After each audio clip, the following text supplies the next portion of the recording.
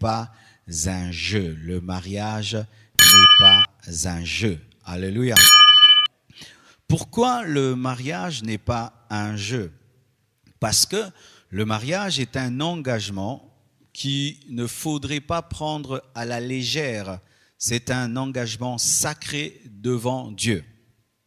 On ne se marie pas devant d'abord les hommes, on se marie devant Dieu. C'est un engagement sacré. Tu ne peux pas t'engager devant Dieu sans réfléchir. C'est pourquoi la parole de Dieu dit dans Proverbe 20, verset 25, « C'est un piège pour l'homme que de prendre à la légère un engagement sacré et de réfléchir qu'après avoir fait un vœu. » Je répète, c'est un piège pour l'homme que de prendre à la légère un engagement sacré et de ne réfléchir qu'après avoir fait un vœu. C'est un piège. Le mariage est un piège lorsque tu le prends à la légère. Le mariage est un piège lorsque tu entres sans réfléchir. Le mariage, c'est un piège lorsque tu viens t'amuser à l'église avec une femme, avec un homme. Vous vous dites oui, oui, oui, oui. Vous vous promettez des choses. Vous vous chantez des chansons et vous pensez que vous êtes en train de vous amuser pour avoir des belles photos, des belles vidéos, pour porter l'alliance. Et si vous pensez que c'est ça, la Bible dit que vous êtes piégé. Vous êtes piégé.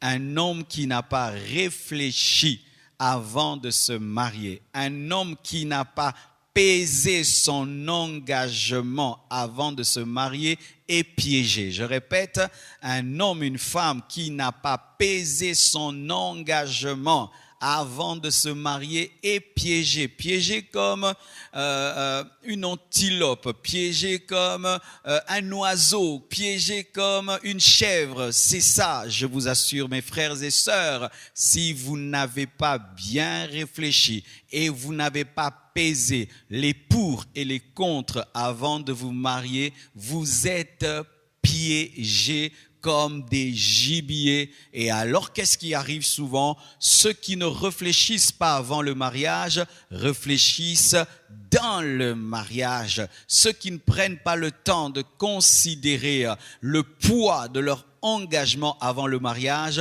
vont le considérer dans le mariage, et là c'est trop tard, car Dieu maintenant sera en colère contre toi parce que tu as pris à la légère un engagement sacré.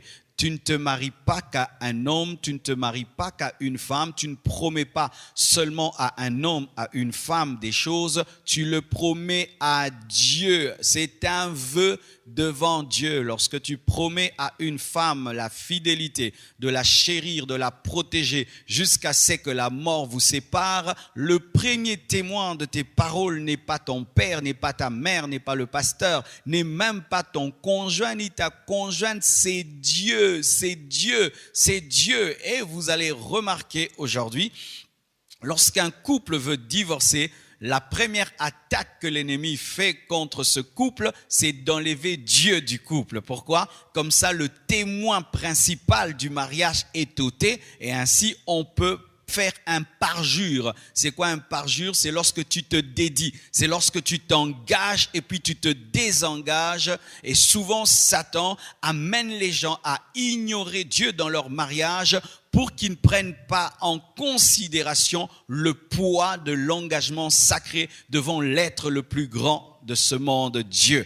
On se marie devant Dieu, le Dieu qui a créé les cieux et la terre, le Dieu redoutable, le Dieu puissant, le feu dévorant. C'est devant lui qu'on se marie. Mais aujourd'hui, les gens sont en train d'enlever le caractère sacré, disant c'est moi, j'avais décidé de l'épouser, je me désengage, je la quitte, je te quitte. Non!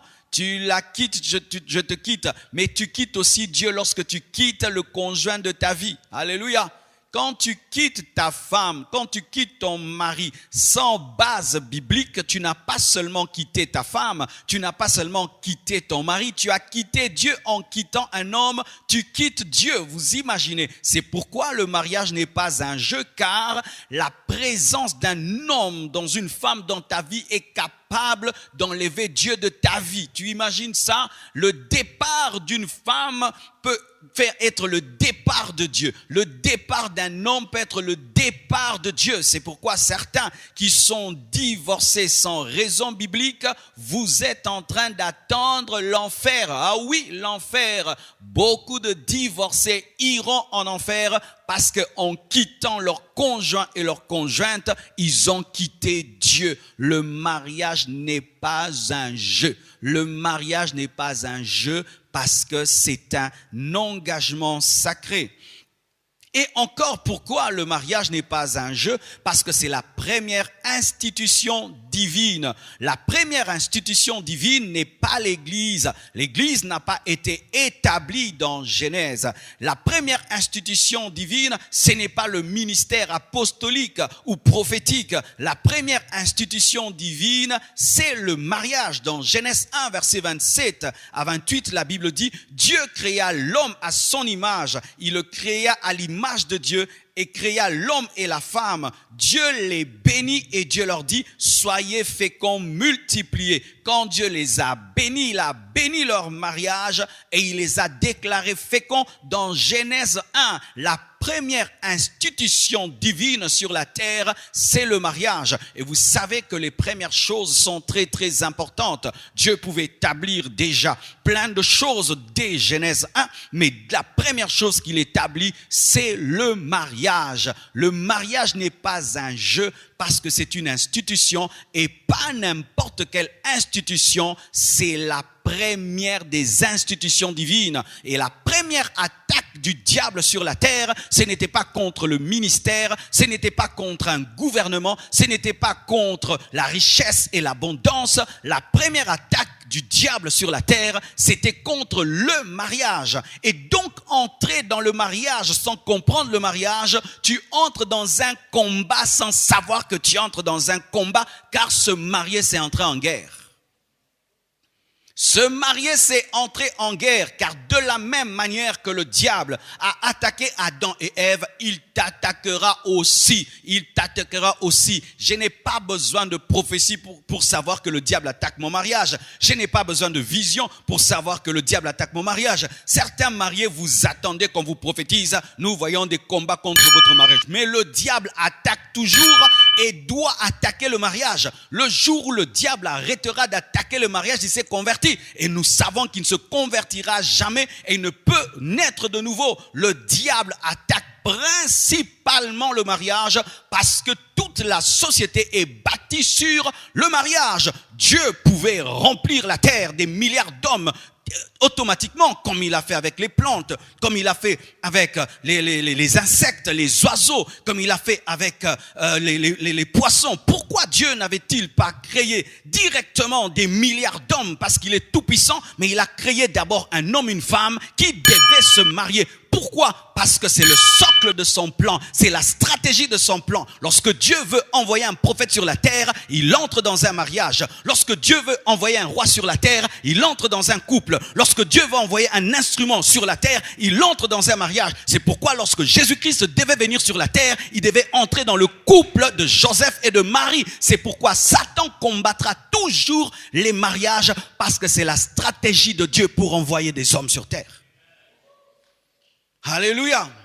Alors, frères, sœurs, sachez qu'il ne faut pas blaguer à se marier. Il ne faut pas blaguer. Il ne faut pas. Tu entres dans le mariage en blaguant, tu vas pleurer et tu vas souffrir. Je te le dis, tu souffriras et tu pleureras. Et là, ton père ne pourra rien faire. Ton pasteur ne pourra rien. Personne ne pourra faire quoi que ce soit. Tu auras une gifle de la vie. Tu seras giflé par la vie. Et vous savez, la vie est sans pitié. Alléluia.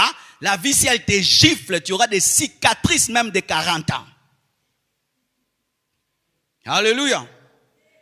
Une autre chose, pourquoi le mariage n'est pas un jeu? Le mariage n'est pas un jeu parce que le mariage réclame une préparation et la prière profonde et la réflexion est pour finir, l'observation. Toujours dans Proverbe 20, verset 25, la Bible dit c'est un piège pour l'homme que de prendre à la légère un engagement sacré et de ne réfléchir qu'après avoir fait un vœu. Le mariage réclame la préparation. Vous savez, pour devenir pilote de l'air, il faut faire des heures et des heures d'entraînement. Et au départ, on ne te donne même pas un avion. On te donne un appareil qui ne vole pas et tu fais tout sans voler. On appelle ça comment encore ? Un simulateur de vol, et tu fais beaucoup d'heures rien qu'avec un simulateur, car si tu ne peux pas faire décoller un simulateur, alors tu vas tuer les gens. Vous imaginez ça? Les hommes de ce monde ont cette sagesse qu'on ne peut pas donner une grande responsabilité à quelqu'un sans l'avoir testé et sans l'avoir préparé. Mais il y a des gens qui ne sont pas préparés à se marier, qui veulent se marier. Ils ne sont pas préparés à vivre avec une femme. Il ne s'est pas préparé à vivre avec un homme. Il ne s'est pas préparé. Il n'a pas suivi les enseignements. Il n'a rien reçu de Dieu pour vivre avec un homme, pour vivre avec une femme. Et tu veux te marier et tu te dis, j'apprendrai dans le mariage. Oui, tu apprendras, mais tu feras du mal à l'autre pendant 5 ans, 10 ans de souffrance. Et après, c'est quand il y aura la joie. Mais il peut se faire que pendant ces 10 années où tu apprenais, tu as tellement blessé le cœur de l'autre, l'âme de l'autre, que lorsque tu as appris, lui est tellement détruit qu'il ne peut même pas bénéficier de ta connaissance tardive. Alléluia. C'est pourquoi nos mamans, on les élevait à temps à vivre avec un homme. Lorsque la grande sœur avait un enfant, on envoyait la petite sœur chez la grande sœur, l'aider pendant un temps, comme ça elle peut voir comment on prend soin d'un enfant. Et nos mamans, on les poussait à la cuisine. Va cuisiner, va cuisiner. On n'acceptait pas qu'il y ait une fille qui ne prépare pas. Il y avait des tours dans la maison pour cuisiner. Et même les garçons, très tôt, les papas les amenaient à être responsables. Déjà, tu as 18 ans, on te dit que tu es un homme. On envoyait des gens devenir des chasseurs à 16 ans. On avait des hommes qui devenaient des rois à 20 ans. Déjà, il sait assumer les responsabilités. Mais aujourd'hui, nous avons une génération des bébés. Des gens qui ont 30 ans mais réfléchissent comme des bébés. Des filles qui ont 30 ans qui réfléchissent comme des bébés. Elle ne sait rien faire. Elle ne sait rien faire. Elle sait que porter des habits, se faire belle, se mirer. En dehors de ça, elle ne sait pas comment on parle à un homme, on parle à une femme. Il ne sait rien mais il veut se marier. Tu veux faire quoi? Ce n'est pas parce que tu as la barbe que tu connais. Ce n'est pas parce que tu as une poitrine que tu connais. Attends grandir et tu feras. Oh, j'ai grandi. Tu sais quoi? Est-ce que tu t'es préparé à te marier? Et on se prépare aussi financièrement. Tu dois quitter ton père et ta mère pour penser te marier. Mais toi, tu habites tes parents, chez tes parents, tu penses te marier. Tu vas amener la fille où? Chez toi, à la maison, dans ton ghetto, dans ta petite chambre là qui sent mauvais? On se prépare financièrement avant de se marier. On se prépare physiquement avant de se marier. Lorsque tu penses te marier, tu dois aller voir un médecin pour qu'il te fasse des examens. Amen, hein? Si tu es comestible. Vous avez déjà vu, on met une mangue au marché, on n'a pas testé s'il n'y a pas dedans des insectes. Toi maintenant tu te maries, tu ne te connais pas. Tu ne connais pas si ton corps fonctionne, il ne fonctionne pas. Quelle maladie, combien d'ensemble de maladies tu as, des problèmes que tu as. Maintenant tu vas découvrir dans le mariage que tu es stérile alors que tu pouvais savoir que tu étais stérile avant de te marier. Tu veux devenir une surprise. Oh non, cherche à te connaître toi-même. Connais même ton électrophoreuse. Alléluia. Cherche à connaître ton électrophoreuse. Comme ça, si un homme veut t'épouser, toi, tu sais que tu es déjà AS. Et lui, il vient et il est AS. Tu lui dis, frère, nous aurons des problèmes. Mais tu ne connais même pas. Tu as 30 ans, tu ne connais même pas ton électrophoreuse. Tu connaîtras ton électrophoreuse lorsque le département des couples te demandera de le connaître à ton âge. Alléluia. Tu ne connais même pas ta destinée, tu cherches à connaître ta destinée en ayant épousé la fille d'autrui. C'est quand tu cherches le chemin, c'est comme un taximène qui te prend dans le taxi mais qui ne sait pas où il va et il connaîtra où il va lorsqu'il te prendra dans le taxi. Quelqu'un qui ne sait pas où il va n'emmène personne dans sa barque. On cherche d'abord à connaître sa destination pour embarquer les gens.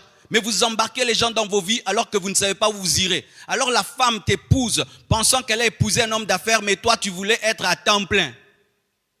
Elle se retrouve avec un pasteur alors qu'elle pensait qu'elle allait épouser un homme d'affaires. Tu vois le problème? Tu ne savais pas où tu allais. Tu es en train de tâtonner. C'est alors que tu t'engages. Alors qu'il faut savoir avant de t'engager. Préparation, réflexion, Avant de te marier, il ne faut pas seulement écouter le cœur, il faut aussi écouter la tête. Les gens spirituels qui parlent trop en langue, ils pensent que lorsqu'on est né de nouveau, on a maintenant l'enlèvement du cerveau. Comme si Dieu, en venant dans la vie des chrétiens, enlève la capacité de réfléchir. Je vais épouser cette fille. Est-ce que j'ai la capacité de la nourrir? Il faut se poser cette question. Est-ce que j'ai la capacité de payer le loyer? Est-ce que j'ai la capacité de payer l'eau? Est-ce que j'ai la capacité de payer la layette? Est-ce que je suis capable, si elle devient grosse, le premier mois du mariage, est-ce que j'ai la capacité de l'amener à l'hôpital sans quémander et demander? As-tu réfléchi sur ça? Si tu n'as pas réfléchi, la vie te corrigera. Elle te frappera. Elle te tapera des gidots et des coups de matraque. Et tu pleureras en secret. Vous m'entendez, hein? Vous m'entendez? Tu ne m'entends pas? Tu m'entendras. Cette prédication te reviendra quand tu pleureras. Le pasteur avait raison.